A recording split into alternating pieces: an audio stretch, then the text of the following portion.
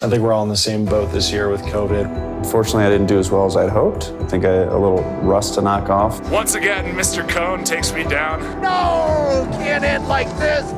My binding broke off. Killington's very own Rob Cone. And winner once again today, Robert Cone. We had the young guns come in, all top 30 guys in the World Cup. We'll see if Nolan does well. So I'm definitely, I think, the oldest guy, the guy with all the wisdom. Robert Cone has won 6 out of the last 7 races. Robert Cone. Robert Cone. This is the World Pro Ski Tour, and our next stop on the tour, Granby Ranch, the Rocket Mortgage Cup.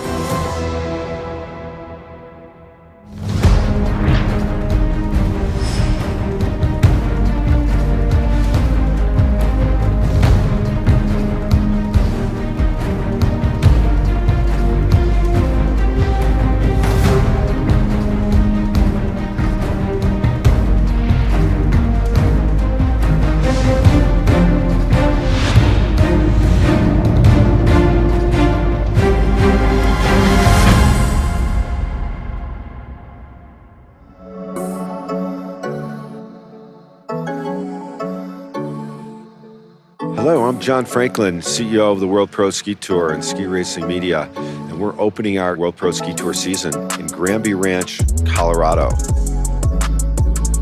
We've had a big summer on the World Pro Ski Tour. We've been able to bring in a couple of new sponsors. Super exciting for us. We've got a mainstream sports sponsor in Rocket Mortgage. They sponsor the Super Bowl, and now they sponsor the World Pro Ski Tour. In addition, Seiko. We've got help with timing from Seiko. Anybody who lives in the modern world has heard of Seiko watches, and they're joining us this year on the World Pro Ski Tour. In addition, Revo Eyewear. So we've had a great summer. We're building momentum, and we're looking forward to this season. I'm Bodie Miller here at Granby Ranch for the World Pro Ski Tour. Ready for an awesome day, cold and going to be fast. I think the pro format is unique. It's different. It's 100% appropriate for racing. It's super small margins for error, all out, full gas, start to finish. I mean, the length of the pro circuit race is typically much shorter than a World Cup race, and the big difference is head-to-head, where for a viewer in World Cup, you're relying on split times. It's impossible to tell where someone's at unless you have a magical eye. Personally, I prefer the World Pro Ski Tour courses.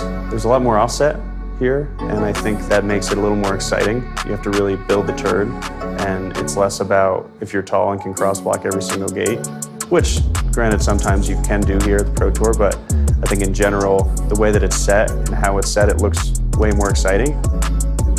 It's easy to enjoy and a lot of quick action and super high level skiing. They're only trying to beat the guy they're racing against. I couldn't agree more with Bodie. He is spot on with your strictly against the person next to you. After the qualifying and the championship rounds, you really have to gauge who you're going against. And so what that does is it doesn't matter where you're going to be placed after first run. All that matters is that you beat the person next to you. It's kind of the purest form of ski racing that I can think of. The course is short, so it benefits those who take huge risks. You can't ski conservative on the pro circuit, like it's full gas. That's how I raced. That's the way the pro circuit promotes racing. It's what you have to do to win. I love seeing it. I think it's exciting and is really the heart of ski racing.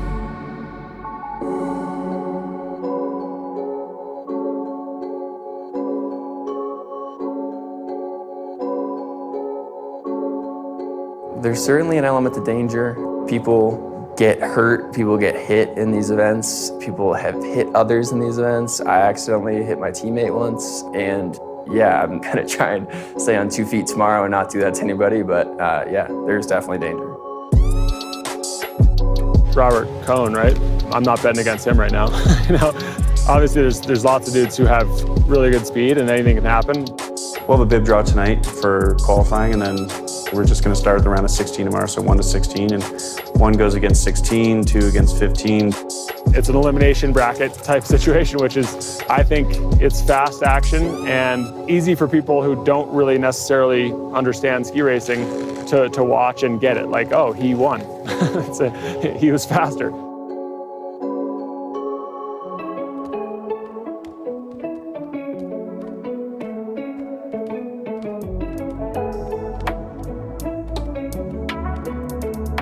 I'm Ed Rogers. I come from the state of Maine, And I got involved with pro ski racing up in Sugarloaf ski area back in 1976. And we put together a tour in New England. And then we came back again, 6 years ago. John Franklin came in and they put me out to pasture. And John came in and took my place, and we've been working really hard to get it back to where it was. The World Pro Ski Tour has always had an open format. Anybody can come, anybody can race. They can stand in the starting gate next to people like Ted Ligety, Rob Cohn, Nolan Casper. But this year, we've added a new element to the tour. With the support of Rocket Mortgage, we have a women's tour presented by Rocket Mortgage.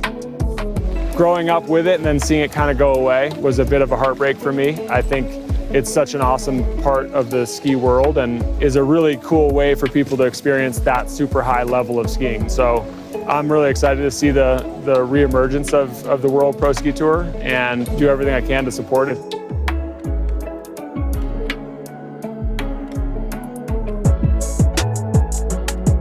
This winter, we got off to a late start. The snow came late, but it's here and we're ready to race. The course here in Granby starts out with a steep pitch, goes to a flat, and then right before the finish, the racers accelerate once again into the finish. Pretty excited to be here. It's our first time at Granby. The crew's done an amazing job. Course is ready, and we're ready to rock the opening races of the World Pro Ski Tour.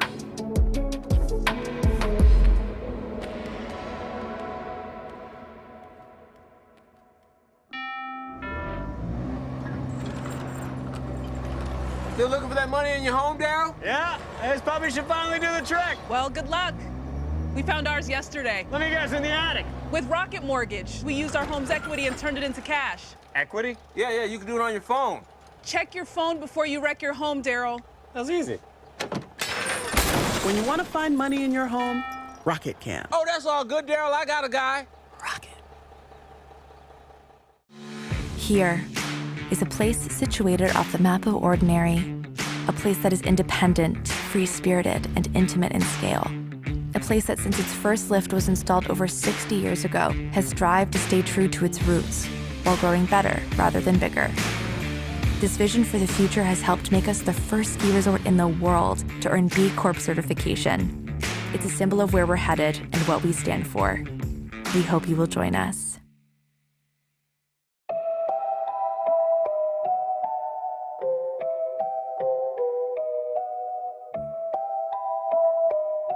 My name's Rob Cohn. I'm a ski racer from Killington, Vermont. I grew up right there and raced on the U.S. ski team, and I also raced NCAA for Middlebury College. My name is Nolan Casper from Warren, Vermont, and I'm a three-time Winter Olympian for the U.S. My name is Michael Ankeny. I am from Buck Hill, Minnesota. I've been doing the World Pro Ski Tour since it got revamped back in, I think it was 2016. Love the tour. Come back for the people, come back for the competition, come back for the, lifestyle of it. Yesteryear, I had a pretty good year on the Pro Tour, and I actually snuck away with a victory in all of our races, and that ultimately led to an overall title on the World Pro Ski Tour. I had fast runs last year. I won the qualification runs. I had fastest runs out there, and training was good. I it always, every run was fast in trainings. So I would say I'm definitely more ready than last year. Body feels good, strong, and ready to eat. Last year, we had 4 races. I did, hit or miss. I slowly got into it throughout the season. Just a bit of a lack of training early on. So as the season went on, I definitely got better. Ended up in 4th place towards the end of the season. So I think I have some stuff to build off of, but definitely more there to shoot for.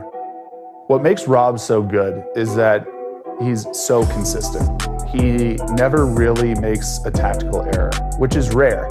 But on a hill like this, where it's more of a drag race, sometimes you have to take those risks and you need to push the line. Hopefully I can win a lot of races this year as well. I really just want to have as much fun as I can when I'm doing this, but it's tough not to get competitive with all these ex-teammates of mine and tough to not be competitive and want to win against them.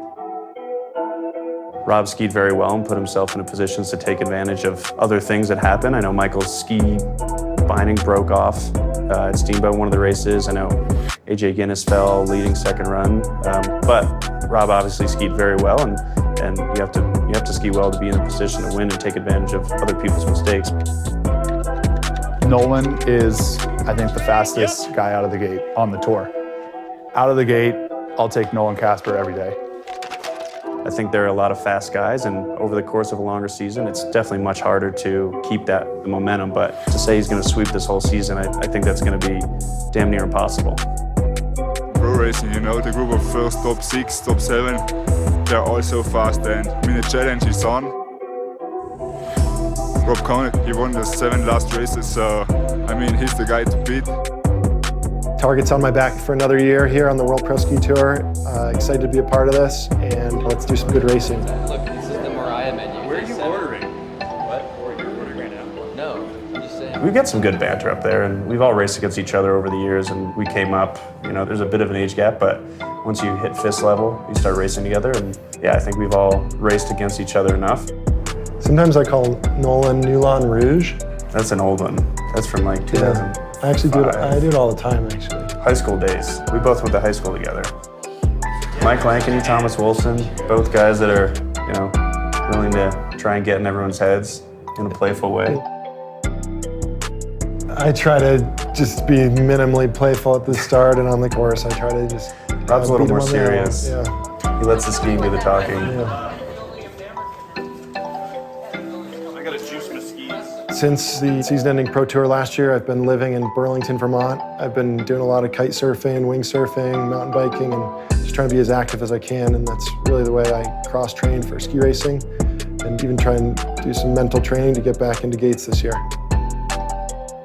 Where in Austria from? Witztal. Witztal? Okay, nice. I'm racing for Bolivia, you know. Bolivia? Yeah, okay, living nice. down there. Okay, sick. Are you gonna go Olympics or anything? Unreal. This year? This year. That's sick. February. That's gonna be so much fun. Hope so. Yeah, if they get it off. Hey, wanna come in? We are just in front of the start almost. I mean, how cool is that?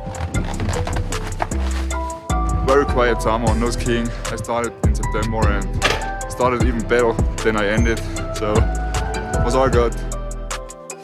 I came back to the States beginning of December. Happy to be back. Now getting ready for the Pro Tour. Very exciting for it. I mean, it's not a lot of snow this year, but I think it's going to be a very good race. Well, big highlights. Left my job, coached about a month this summer in Mount Hood, and then I started business school this fall at Stanford. So I'm living in California, and both racing the World Pro Ski Tour this winter and USCSA for Stanford University. I live in Minneapolis, Minnesota still. I just moved back from New York last year, and I really enjoy staying active in the skiing community. I coach at Buck Hill. When I'm not skiing, I really enjoy golfing. I'm kind of an addict at this point. My girlfriend sometimes beats me, but don't tell her I said that. And yeah, that's kind of me in a nutshell right now.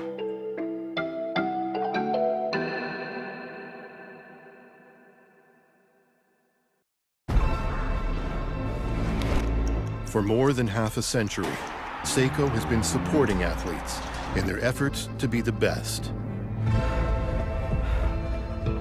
Now, we want to bring this reliable technology to anyone striving for a goal. Because we understand, a split second can change everything. Keep going forward. Prospex.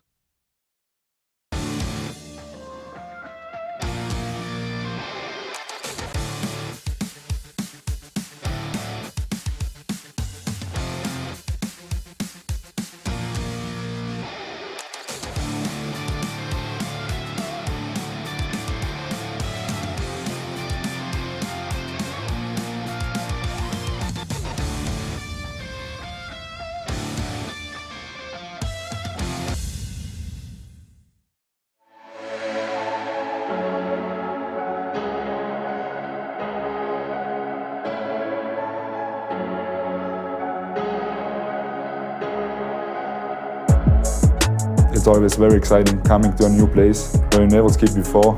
I mean, like Granby Range, what I saw so far, it's an amazing place. It's like, it looks like familiar, you know? Not that big, crowded ski resort, so you get lost on the slopes.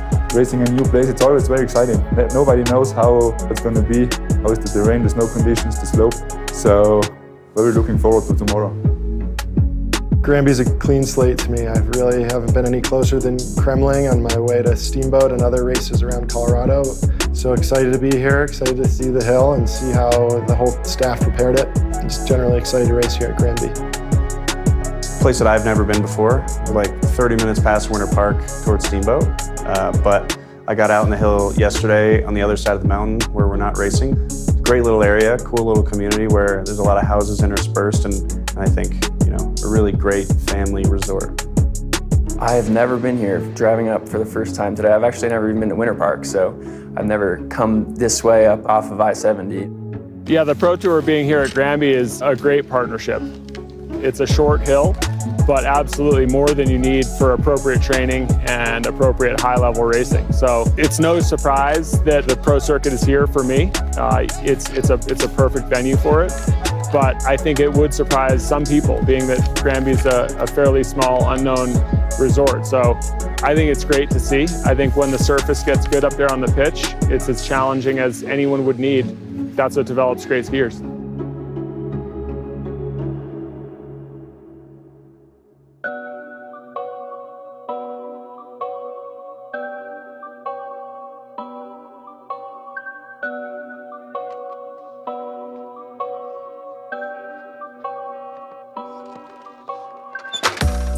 I'm Drew Duffy. I'm from Warren, Vermont, neighbors with Nolan Casper. I was on the US ski team for 5 years after high school and then skied at Dartmouth College. Went to 2 NCAAs for them. I was US national champion in Super G in 2015. My name is Fletcher Holm. I'm brand new to the World Pro Ski Tour. My past experiences with skiing has been through Vail Ski and Snowboard Academy, skiing with my fellow competitor, Michal Kerner. Exciting to be out there racing against him.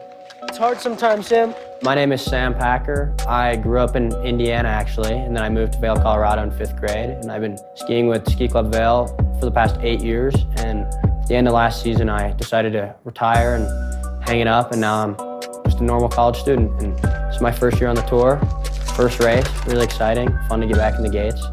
Sam Packer and Fletcher Holm, yeah, they were my athletes last year at Ski Club Vail, and they were awesome. I mean, they're young and they're actually quite on a technical side, a little better. This is definitely not their cup of tea per se, but they're crushing it. They're great.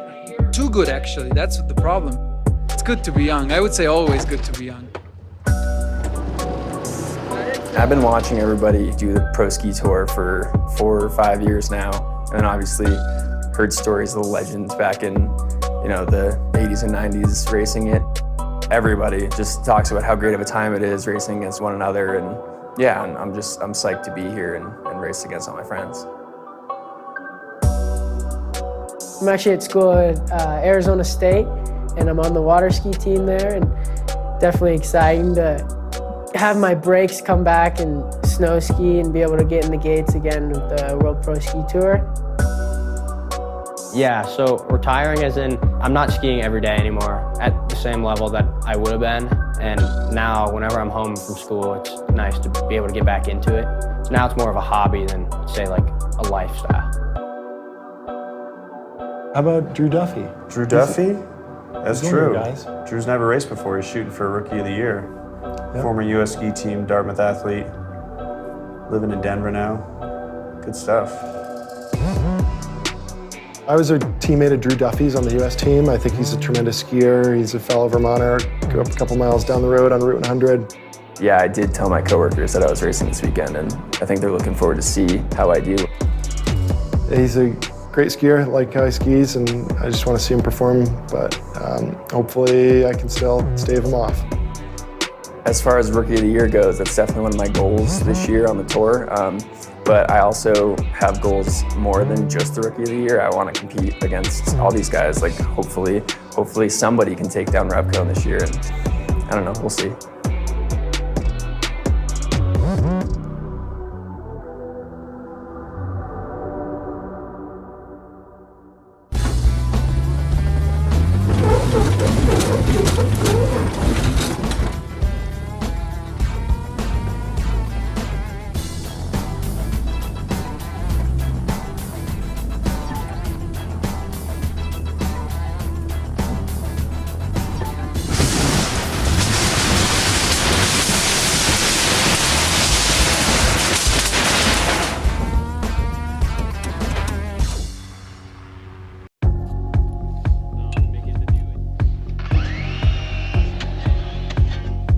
coming here and looking at the slope, it's a little flatter than some of the other Pro Tours that we've done. And honestly, I was looking at it saying this might help me because coming from Buck Hill, it is quite flat.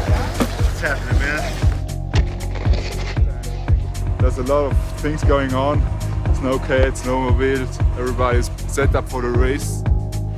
Before we do anything permanent, let's measure the in-between the doors. Some cookies are coming up. We call them death cookies, these little round things. So I'm putting water on it so then it can freeze tonight.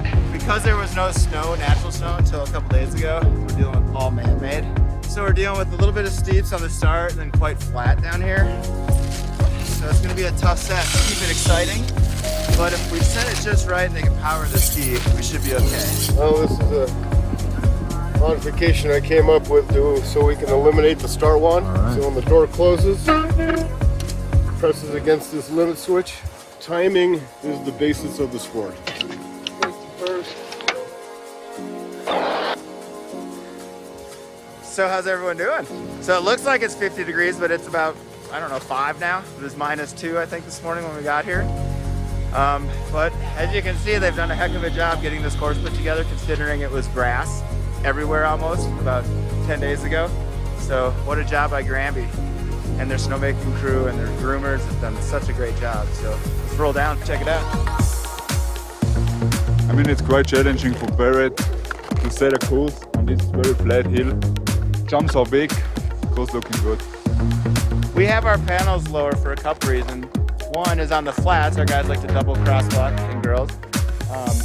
That way their skis are closer to the gate and they travel less distance.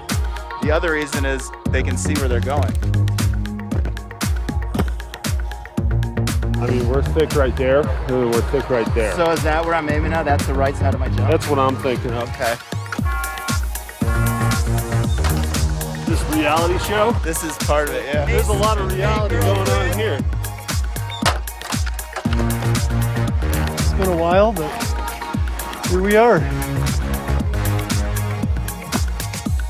A little bit rusty. Got only maybe 2 days into skiing.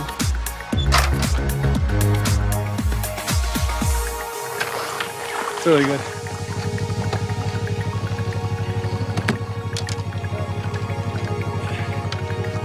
All right, Bubba, here we go. Let's do it.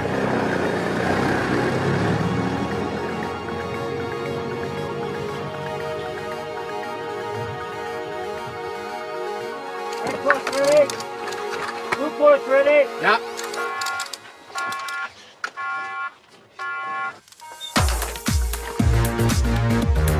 Gotta get the start right.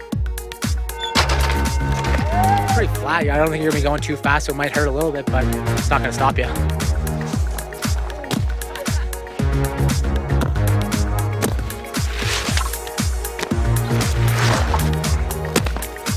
We're getting ready to start qualifications. First day of racing of the season here at Granby Ranch. Great venue, beautiful day, hard course, big jumps, and really solid day here at Granby.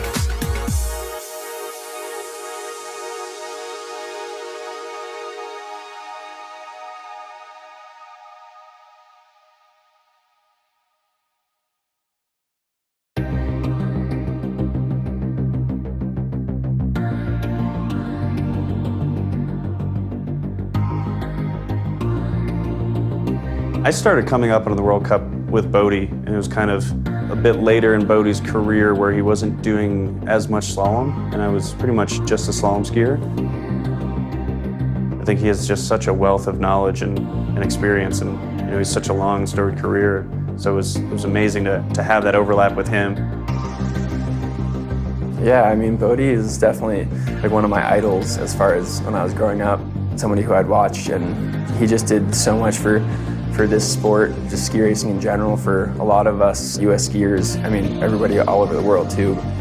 It's cool to have him here and hopefully hang out with him tonight. When I was young, I always looked up to Bodie. He was something special, you know. And that way he skied so fast, that was not like the usual system.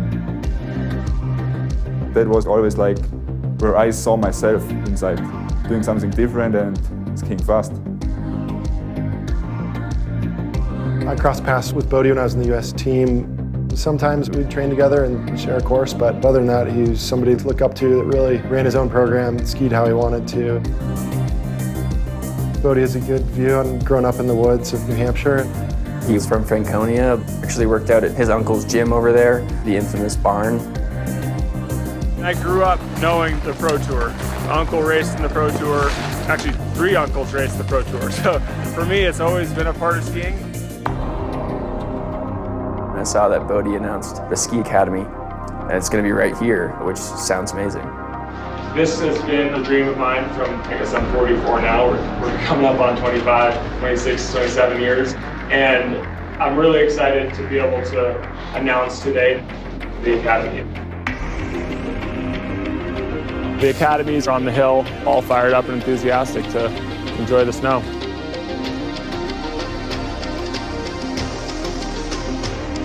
Being able to ski fresh groomers with no tracks on them is a pleasure. It's always fun to get out and enjoy the fruits of your labor.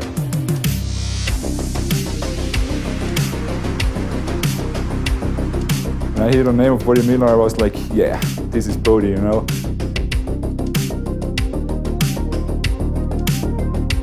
He was maybe the fastest guy on skis with a very strange technique style that was unique.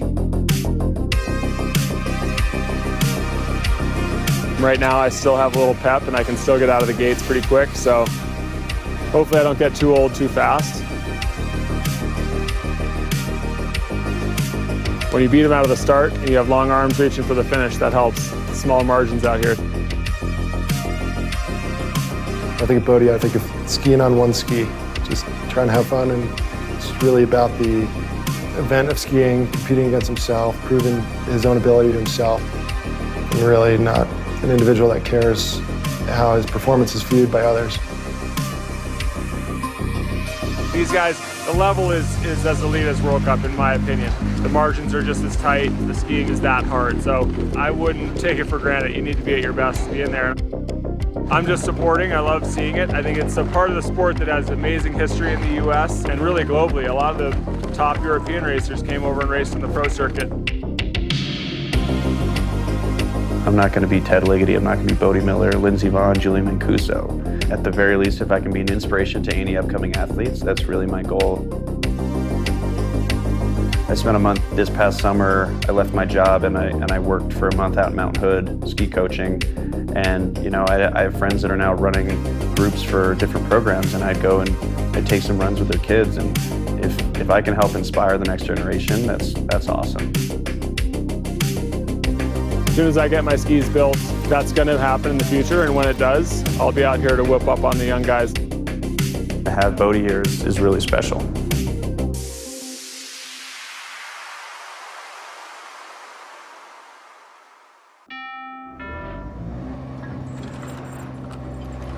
Still looking for that money in your home, Daryl? Yeah, this puppy should finally do the trick. Well, good luck.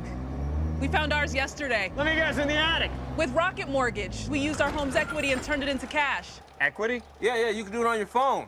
Check your phone before you wreck your home, Daryl. That's easy. When you want to find money in your home, Rocket can. Oh, that's all good, Daryl. I got a guy. Rocket.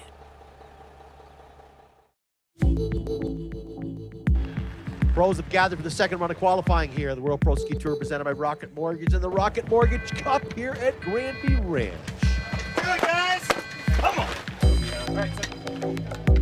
I can tell you that the red course is going to be slower on the bottom half, so sometimes just eking out the right luck, you know, in the right time, you get a little lead on somebody on the harder course and put some pressure on them.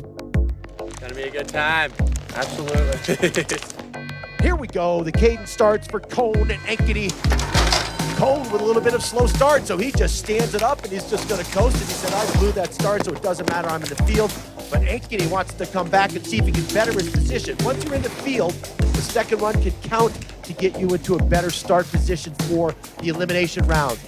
It was all right. It was an interesting setup. The snow was a little softer than East Coast stuff I ski on, so it really was tracking out, but you still really needed to push to get some energy going on the flats here.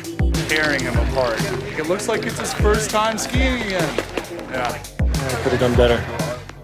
Simone wants to see how he can go on the blue course side. right through Skamalander and Mihak Kumar on course. Down the tuck they go, working the ski, looking for energy. I was a little rusty, but that's all right, you know. First one after a little bit. First pop out of the gate of the season is always slightly rusty, but no, I like it. I'm ready. Gunnar really trying to work it. Who's going to be the man at the finish line? Looks like Miha going to cross first with a 22.42. From the last jump to the finish line happens so quick. It's the blink of an eye. You really need to focus on your own course, but it's tough to do when there's a racer in your peripheral vision and they're just right next to you. So it happens super quick. It's so tough not to trim off that line, blow the gate up, and try and get to the finish quicker. Gets the countdown start, back on the tails of her skis. Nolan Casper, known for his quick starts, comes out, gets the jump on Marshall Tucker.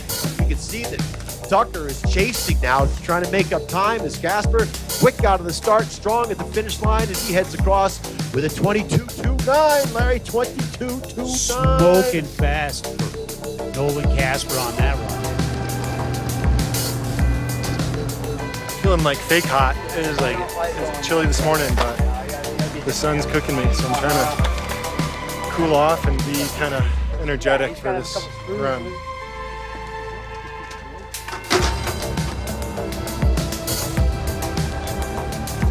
The blue course, there's a dog leg to the left. So it's got a little more distance, but they're actually running pretty even. They're both really comparable, but running great.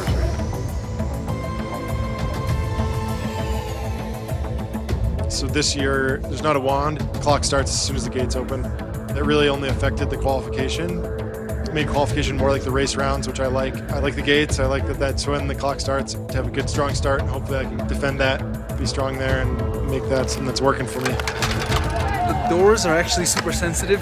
I don't know. Maybe if you go out too early and you touch them and they don't open, you're in trouble. But other than that, I think it's good, yeah. The unique part is the precision. You know, the barge gates, you know, coming out of the gates, you have to be committed and you have to be precise. If you're a little bit early, you're toast. Well, of course they go. So really strong coming out of the start with Drew Duffy. Leaving Derwin behind. Really seeing use the upper body. It was pretty good. I still need to work on the start timing, but yeah, it was good. Got a good lead going in this next round.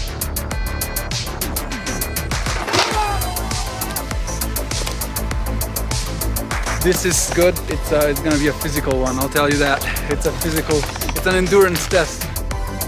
You know, it's so slow, so flat. I mean, nobody has really a system. Feeling was good and ready for second run.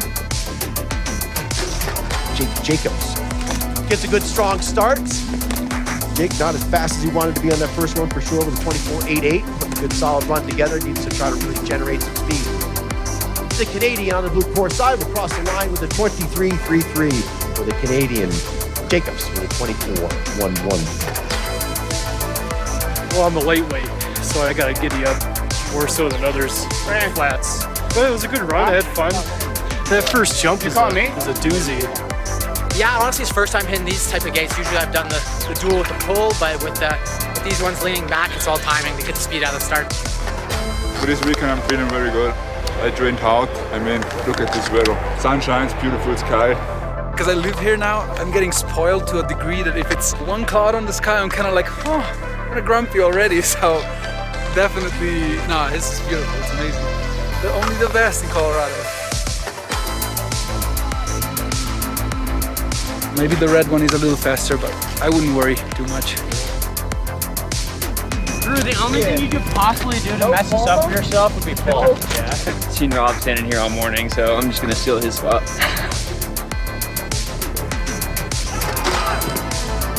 That wraps it up, folks, for qualifying. We will now build an elimination ladder for our elimination rounds.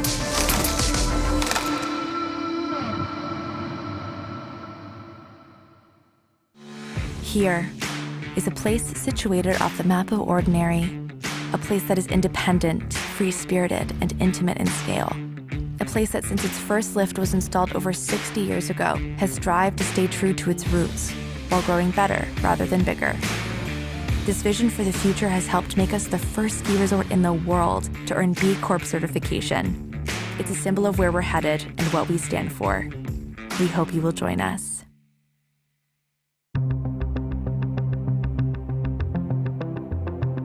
To have fun, you need the right equipment, you need the right attitude, you need the right conditions. For me, visibility, my goggles are critical. Everything's got to be warm and fit right. And luckily, I have the best eyewear product in the world. I partnered with Revo because they had very similar and very aligned goals.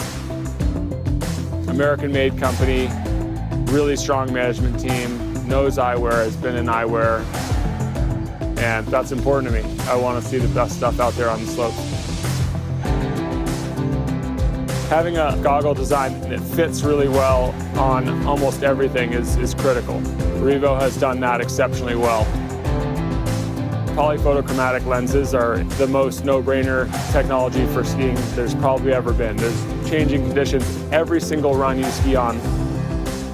Most people who have skied have had goggle fog, and when you take the highest level of anti-fog sunglasses and design features, angles, and venting, you really can make fog more or less never exist.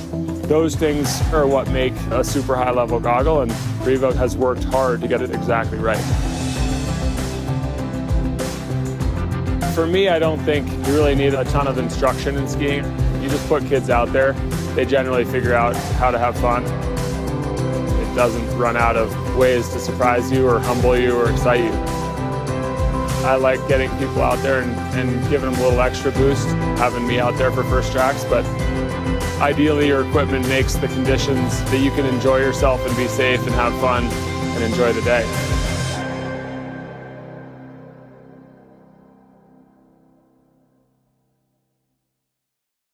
I love having a 15-step commute to my office. It makes it super easy in the morning. I loved working with Tough Shed because I could get the really nice office space I wanted for a price that worked for me. Very easy to finish out the interior of the shed. The studs are where they need to be for an interior finish. And it helps me to really disconnect from work than when I go inside. I love the separation between the two. So I really had an easy process with Tough Shed.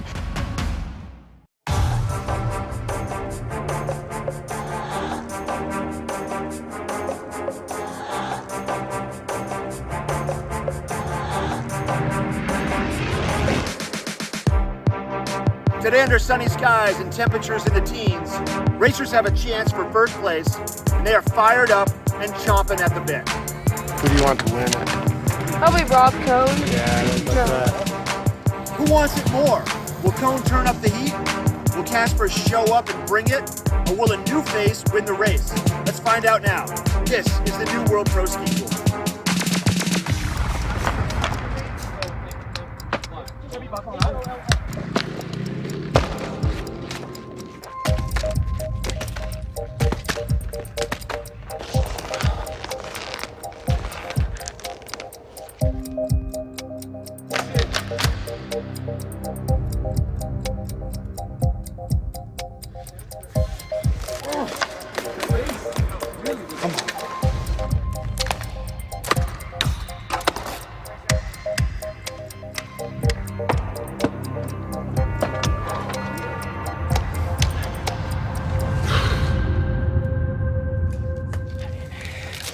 Game day. That's what I'm talking about. Yes, Michael, I know. So we're first. Michael, you're going last. Relax. Racers ready! Yep.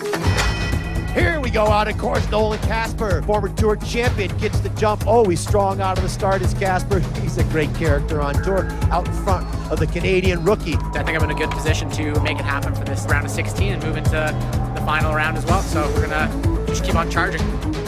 Goose lands on the tails of his skis. Along goes over the finish line. Goes Casper with a .429 advantage.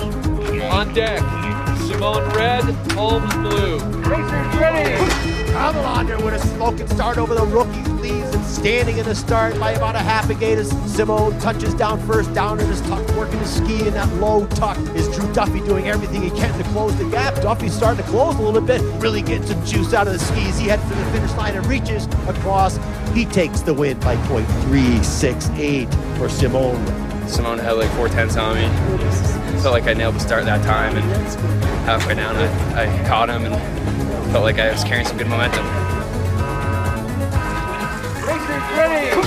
on course they go. Cone, really powerful start. Gruner, a little bit behind as they head for the first bump. Cone touches down first. Could this be a battle? I think Cone's one to beat. You obviously got Ankeny as well. Nolan, but I think I'm right in there. So, gonna make it happen. As Gruner and Cone fight it out over the bottom bump. Cone out front. The closest run of the day, 0.140. Feeling good. Nolan's going down. Sorry, man. You'll be looking at my back. Tell me if anything's wrong with it. Racing's ready. Yep. Out on course they go. Predictably, Ankeny gets the jump by about a ski's length, maybe a little bit less as he touches down over the bump. A little squirrely off of the first jump, but I think we're all just adjusting to the slope of the hill, trying to figure out where we can get speed and what kind of tactics are best. Now Casper cross blocking that first gate when those hands go high in the air, clearing that gate out of the way, trying to take a more direct line. He's out front. Former Olympian and Tour champion touches down over the bottom bump. He looks over, knows he's moving on into the semifinals. Have some of that water, sir. Perfect. Good job. I gotta keep it up. Three-time Olympian, I expect.